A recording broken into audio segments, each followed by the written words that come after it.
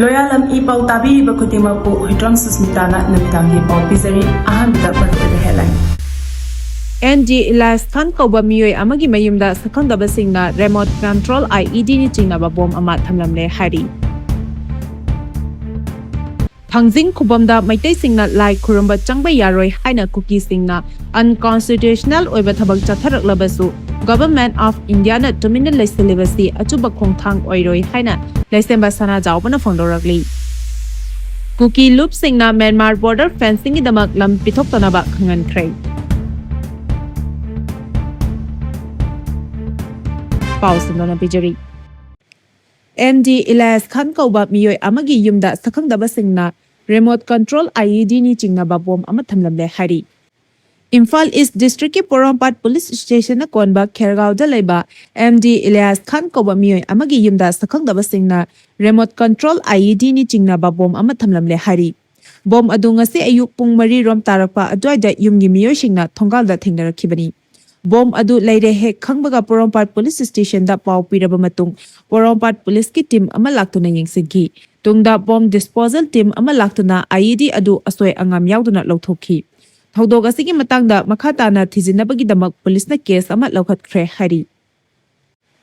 Thangjing Khubamda Maitai Singna Lai Khurumba Changba Yaroi Haina Cookie Singna Unconstitutional Oiba Thabak Chatharak Labasu Government of India na Tumina Legislativity Achumba Khongthang Oiroi Haina Lesemba Sana Jaubana Fongdorakli.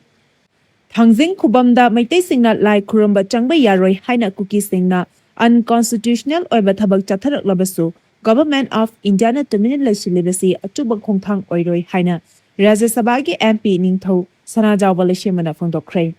Milalgi President Yauna Thomi Tarukna Tripura da Chatkadaba Khongchat Ama Lamthabagi Sana Konungda Pangthokiba Thoram Amada Fongdokibani.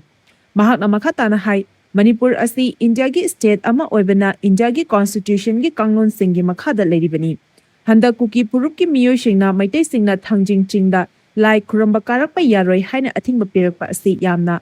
unconstitutional oiba laibak thibak khongthang amani. Ipa ipusi gi hataktagi hauna Maitai Singna lining laison gi thoram kaya mafam asida pangthokuna laklibani. Furup amagi religion sentiment sokpa yaba mawangda Lai Khurumba Yaroi Haina Athingba Pirakliba asi Taraina Lofam Tokte. Asigumba Hantaba Taki Tawong Asidi, Wakal Kantabang Ngamba Furu Amatagi Minoina Tauroi. Irang Asina Maram Oerga Hiram Asigi Marie Lenaba, a henba wadi. Kangtok Day. Hiram Asida India government that Miang Changuna local from Topatabak Kudimak local PU Haba Wafam Suk Tamki. Cookie Loop Singna Myanmar border fencing Idamak Lam Pitoktanaba Khanghankhre. Tongan ba Cookie Puruki Loop Singna Moreh border town the Leiriba Myanmar Indo Myanmar border fencing Idamak Lam Pitoktanaba Khanghankhre Hari. Jakan Heralki report Aman Hai Cookie gi Loop Taruk Lomna Tha Asigi Tara Marida Moreh the Leiriba Myanmar Lam Pitoktanaba Khanghanlaktuna Karigumba border Sambal Khabagi Thabak Asi Mapungfana Paithat Trabadi Cookie Singi Punsirol Amadi Nat the town Singna Lagadi Haina Fogdong Lopki Hari. Cookie Sing asi illegal immigrants sing ni haribasi yumpham yaudabani hainasu Cookie Loop Sing aduna phongdoklamki hari. Cookie organization singi appeal asina maram oiraga union lengakna ngamkhai sambal khabagi thabak paikhatliba asida chauna etpa oirakpa yana leiri. Ningsingba yabadi union lengakna mamangda kilometer lising amaga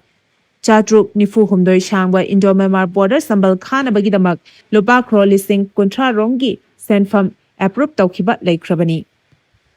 Paugi marak thatna Loyalam E-PAO Tabiriba Khudimagna channel asibu nungsibiduna like amadi subscribe tawbiduna subscriber masing hengat hanbada adom sumateng pangbiyu. Rajya Sabha gi MP Ningthau Lesemba Sana Jaubagi MP Fanna Kakching Panjau Panlumda Leiba All Age Home Complex Saba Senior Citizen Forum Kakchingi Administrative Block Sangaduna Miyamda Kusinakre. Rajya Sabha gi MP Ningthau Lesemba Sana Jaubagi MP Fandagi Kakching Panjau Panlumda Leiba All Age Home Complex Saba Senior Citizen Forum Kakchingi Administrative Block ngasi MP Ningthau Lesemba Sana Jauba masamakna laktuna haunabi matung ina sangaduna miyamda kusinakre. Senior Citizen Forum Kakching na sinana pangthokiba ngasigi sangabagi thoram aduda Kakching SCG MLA Mayanglambam Rameshwar Senior Citizen Forum Kakchingi President N Nimai Forum asigi thomi sing loinana member sing na saruk yakhi. ꯊꯧꯔꯝ ꯑꯗꯨꯗ MP ꯅꯤꯡꯊꯧ ꯂꯩꯁꯦꯝꯕ ꯁꯅꯥ ꯖꯥꯎꯕꯅ ꯃꯍꯥꯛꯀꯤ ꯋꯥꯔꯣꯜ ꯄꯤꯔꯗꯨꯅ ꯍꯥꯏ ngasi sanggariba administrative block asi haukiba chahi 2018-20 gi mahaki MP fundagi apikpa senfam khara na sabani thamoi shengna hotna jarabadi machu tai hainaba adu ngasi sanggariba administrative block asida uba fangi all at home asi yamna pukning thogatningai di oide maramdi masina ekhoigi khunai asida ahal laman singbu miraibagi natraga makhoibu macha masu singna seba tawningdaba romda chakhigadra habigi wakhalon adu fawi Hairiba asi akhoi khudimaktadi natte kanagumba hanna yengbada kana su laijadraba singidamakta asigumba home asi yamnamak mathau tai western country singda chanabi amadawna chahi yamlaba ahal singbu macha masu singna mirai rakpa hundokpiba asi tawi adubu india da amadi manipur di asigumba chanabi asi leite leisu lehenjaning de haiki mahakna makada na phongdokibada mahakna MP hek oirakpaga COVID laina lakpadagi chahi ani fansi lakhidaba amadi haukiba chahi lising ani kulhumdoidagi fan lakpa horakpaga amlan amuk lakshilakpa asina mahakna Manipur miyamgi yaifanaba paikhachaning ba thabak thoram kaya mapung fana pangthokpa ngamdri MP oibagi matamsu chahi amarom tangaide Manipur gi Leiriba MLA minister singna mahapu nungshibidura mathang tamsu MP oina thabirabadi mahakna tawjage khanjariba thabak sing asi mapung fana pangthokjage haba wafamsu phongdokhi WAF board ki Supreme Court ta thakiba writ petition Khananaba court sina list tawkhre WAF Amendment Act lising ani kunmanga gi mayokta Coordination Committee for WAF Property in Manipur na Supreme Court ta thakiba writ petition ama Khanabagidamak ngasi court asina list tawkhre haina committee asigi chairman AR Khanna phongdorakli Hiramasigi matang ngasi babu parada leiba Lilong SC MLA Abdul Nasir gi office quarter da pangthokpa paugi mifam amada AR Khan hai WAF Amendment Act lising ani kunmanga asida hana charanamba WAF Act lising amaga chamapan marfudara mangagi provision kaya nongna semdorakhi nongna semdorakliba provision sing adu chanadanaba Supreme Court ta writ petition ama thaganabagidamak MLA Abdul Nasir na logistic oiba mateng piraga committee asi semkhibani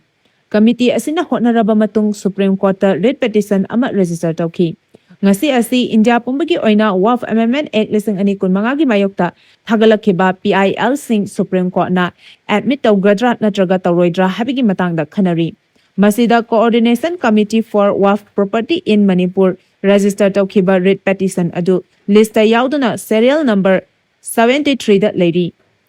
India pumbagi oina thagalakhiba PIL sing adu Supreme Court na admit tawrakani habigi thajaba chawna lei maramdi hariba WAF Amendment Act lising ani kunmanga asida Constitution na piba fundamental right kaya khongoinabagi wafam yauri haina AR Khana makhata na phongdokhi thiba khangdana lerakhiba mama macha arambai tengol na imung manungi miyoida khusina khrei Sajibu Cheraubaga Mari Lenana Tha asigi tara mari ge ayuk pung tara rom taba matamda Nambol oinam lekai da leba mapam da chatkibadagi thiba khangdana lerakhiba Kairau Vitra Lairembi lekai dagi Guru Mayum Ningol Nongmai Them Ombi Rosie Devi Alice Naucha Devi chahi kuntaret amadi mahaki chahi mari rom tangairiba machanupa thiba khangdana lerakhiba adu ngarang arambai tengol unit kunmathoi gi thomi singna thengnabadagi nupi asigi mapamgi imung shingi miyoshingda khusina kre hari Panba yabadi mama macha punna mangkhiba aduga mari lenana nupi adugi mapuroiba nongmai thempam heiba chahi kunipan apopa leikhidraba santina ngarang mari lenaba pulista waka cherol ama pisinduna mama macha bu thibinaba khanghankhiba leikhrabani Thabal chongba chatkhiba naha ani sakhangdaba singna tamthina furaba matung hundoklamlei Tha asigi tara mari gi numidangda thabal chongba chatkhiba naha ani sakhangdaba singna tamthina furaba matung hundoklamle hari Presna phangba pau amana hai miyoi ani adu sakhangdaba sing aduna tamthina furaba siramlagani khanbadagi Thobal district ki manung chana leiba hairok haitu pokpida hundoklambani thodok aduda soklaba miyoi ani adudi Nepram Surjakanta chahi kuntaret apokpa N Robin amasung Okram Robot chahi kuntaret apokpa O Devananda kawi makoi animak langathel mamang laikai digini makoi ani hauzik hospital da laikanari khari thodok aduga mari lenana ngasi Langathel da Maira Paibi amadi club singna sinduna Langathel Yumjong man biching da pangthopa paugi mifam amada mayeng bam ibemcha kaubi Maira Paibi amana khai Tha asigi tara mari gaura cherau banumit kamari lenana makhoi ani hairok haitu pokpi da thabal chongba chatkibani Makhoi anibu tamthina furaba matungda sire khanbadagi hindoklamani. Laikai adumakki miyoi kharana thengnabadagi hospital da pukhalaktuna hauzik laikanaribani. Makhoi ani tamthina sokhibana maram oiraga hauzik Ras Medicity da makhataba laying chathari. Thawong asi kanana karigidamak chatharambano haiba chapchana khamang ngamdrabasu chinabadi lay. Police na chatharakpa investigation da maral leba miyoising adu fagatpa ngamnaba Hiroki Club Mairapai B amadi miyamna mating pangbiyu. Mari lenabasingna maral lebasing fagatuna phangpham thokpa cherak pidrabadi khoisauna raba miyamna makhal makha kayagi khongjang changsilagani hainasu mahakna makhatana phungdokhi. Single use plastic yolambagi dukan taruk faraga fine Khanghankhre. Manipur pumbada April 15dagi single use plastic leba yonba amadi sizinabagi thingba thamkhraba matungda ngasi Environment and Climate Change Department Imphal Municipal Council Mahut amadi Manipur Pollution Control Board na khusamnaduna ngasi Imphal gi Pauna Kaithal Masajid Rota leba stockist amadi distributor singna athingba thamkhraba single use plastic yolambadagi fagatuna fine Khanghankhre. Ngasigi chathakiba drive aduda dukan tarukta single use plastic yolambadagi fine oina senfam lupalising tarani thoi khongat pangamki. Chathakiba drive asigi matangda Manipur Pollution Control Board ki member secretary Dr. Waikhom Rosana phongdokhibada department singna sangsilali bas single use plastic leiba yonba amadi sizinaba tingbagi khongthang amadi miyamna khangadaba maru oiba wafam kaya thamki. Ngasi Imphal manunggi Masajid Road ta chathakiba drive asi tha amamamgi oina chathagadabani. Makha tarakpa oina Greater Imphal manungda leiriba dukan singdasu drive chathanaba sem sari haina phongdokhi. Tongan bat lalhulu marigi lami taramathoi security force ki kangbuna fagat pangamkhre. Ngarang security force ki kangbuna Manipur gi tongan ma mafam singdagi aina thinkraba Manipur gi tongan ba lalhulu marigi lami taramathoi fagat pangamle hari. Police ki pau asina hai ngarang Imphal East ki White House Chiru dagi lalhulu sore pagi kadar ahum fare hari. Faraba sing adudi Lystrom Lelin Singh chahi kuntrama thoi Alice Khuman Yumkhaibam Lukhoi Singh Alice Aboy chahi kuntrani thoi Sagol Sam Dinesh Singh chahi kunmanga kawi. Faraba mioi ahum asi Yaripok area da leba school sing amadi miyam dagi namduna sel khabigi thabak thobuda chenaba Meeoisingni hari. Makhoi dagi mobile handset ahum two-wheeler ama fagat pangamle hari. Amaromda ngarang KCP Nongdrem Khombagi Kadar amasu Imphal West District Koibirei Housing Complex ta leba varagi ka amadagi fagat pangamle hari.